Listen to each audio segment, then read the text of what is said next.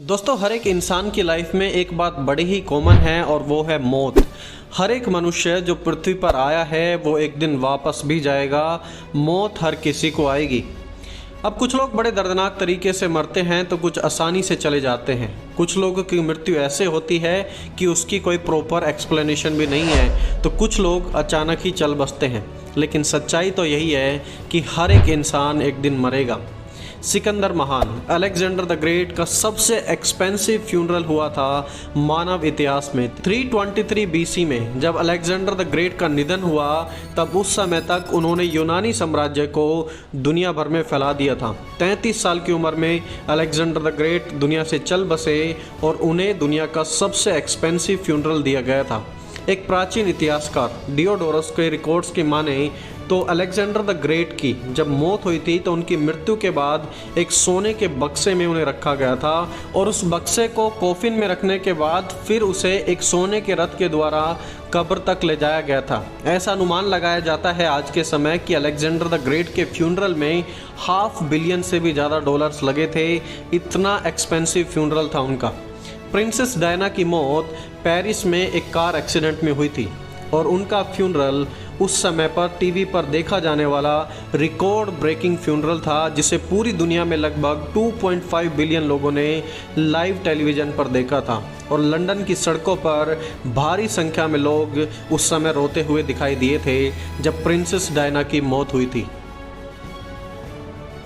James Devon, जो कि एक फेमस एक्टर थे, उन्होंने कुछ सीरीज़ जैसे कि स्टार ट्रैक में काम भी किया था।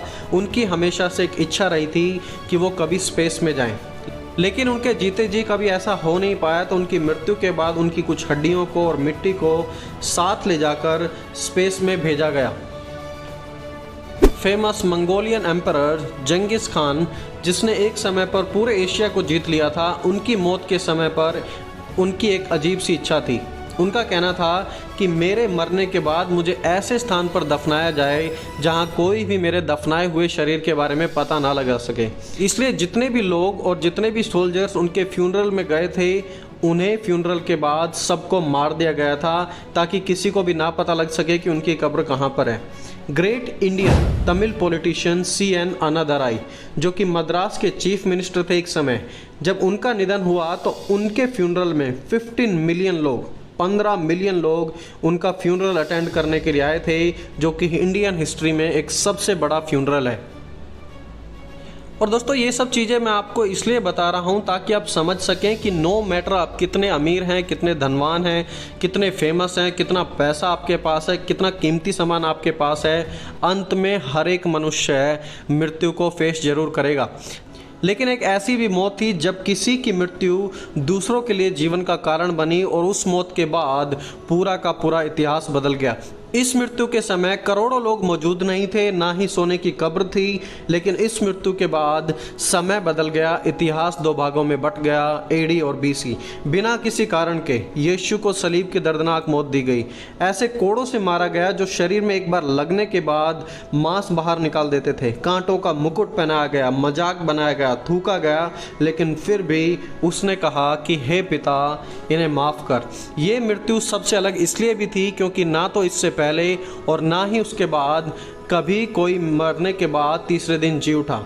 कब्र उसे ना रख सकी, वो जीवित हो गया और आज भी उसकी कब्र खाली है। दोस्तों, ये वही स्थान है जहां प्रभु यीशु मसीह की बॉडी को रखा गया था और आप यहां पर देखिए कि यह स्थान आज भी बिल्कुल खाली है। जस्ट आप सोचिए क्या हलचल हुई होगी उस समय जब लोगों ने सुना होगा कि पहली बार इतिहास में कोई मुर्दा जिंदा हो गया है, और वो भी 3 दिन के बाद। दोस्तों, प्रभु यीशु का पुनरुत्थान सिर्फ यह प्रूव नहीं करता कि शरीर में मरने के बाद भी जीवन है, बल्कि यह प्रूव करता है कि जो यीशु पर विश्वास करते हैं वो भी उस पुनरुत्थान का भाग हैं। पहली बार किसी की मौत दूसरों की खुशी और दूसरों के लिए आनंद का कारण बनी। यीशु के साथ चलने वालों के लिए अनंत जीवन का वादा प्रभु यीशु मसीह ने किया।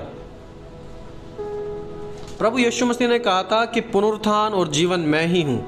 जो कोई मुझ पर विश्वास रखता है वह यदि मर भी जाए तो भी जिएगा, और जो कोई जीवित है और मुझ पर विश्वास करता है वह अनंत काल तक ना मरेगा। क्योंकि यीशु ने पहले खुद जीवित होकर दिखाया, तो यीशु हमें भी जीवित करेगा। दोस्तों, बाइबल में लिखा है, प्रेरित पौलुस ने लिखा, और परमेश्वर ने अपनी सामर्थ से प्रभु को जिलाया और हमें भी जिलाएगा, और यही हमारी अनंत आशा है। जितने भी लोग इतिहास में मरे, चाहे वो अलेक्जेंडर द ग्रेट हो जिन्हें सोने की कब्र में रखा गया था, या फिर प्रिंसेस डायना हो, या फिर फेमस पॉलिटिशियन सीएन अन्ना दराई ही क्यों ना हो, वो सब के सब मर गए और दोबारा कभी जीवित नहीं हुए। लेकिन प्रभु यीशु मसीह मरने के बाद मौत को मौत देकर तीसरे दिन जी उठे, लोगों को दिखाई दिए, लोगों के बीच में रहे और फिर आसमान में चले गए और फिर दोबारा एक दिन आने का वादा करते हैं।